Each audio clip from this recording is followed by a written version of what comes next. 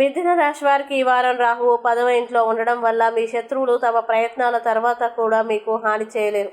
ఈ వారం మీకు మానసికంగా మరియు శారీరకంగా అలసిపోవచ్చు. అటువంటి పరిస్థితుల్లో కొంచెం విశ్రాంతి మరియు పోషకరమైన ఆహారం తీసుకోవడం ద్వారా మీ శక్తి స్థాయిని పెంచండి మరియు మెరుగుపరచండి. ఎందుకంటే అలా చేయడం మీ ఆరోగ్యానికి మంచిది. ఆర్థిక మరియు ద్రవ్య ప్రయోజనాల్ని అందించే విషయంలో ఈ వారం సాధారణ కంటే మెరుగ్గా ఉంటుంది. అలాగే మీ రాశి చక్రం యొక్క స్థానికులు ఈ సమయంలో అనేక అవకాశాలని సరిగ్గా ఉపయోగించుకోవడానికి వారి జీవిత భాగస్వాముల కుటుంబం లేదా పూర్వీకుల ఆస్తి నుండి కొంత ఆకస్మిక ప్రయోజనం పొందవచ్చు.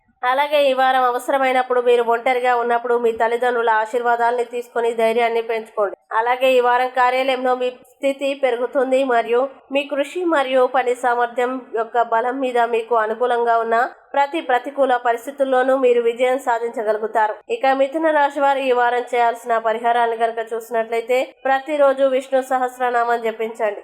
అలాగే ఈ వారం మిథున రాశి వారికి అనుకూల తేదీలు కనుక చూసినట్లయితే వీరికి 9, 13 తేదీలు చాలా మంచి రోజులు. ఈ తేదీలో ఏ పని ప్రారంభించినా సరే మంచిది.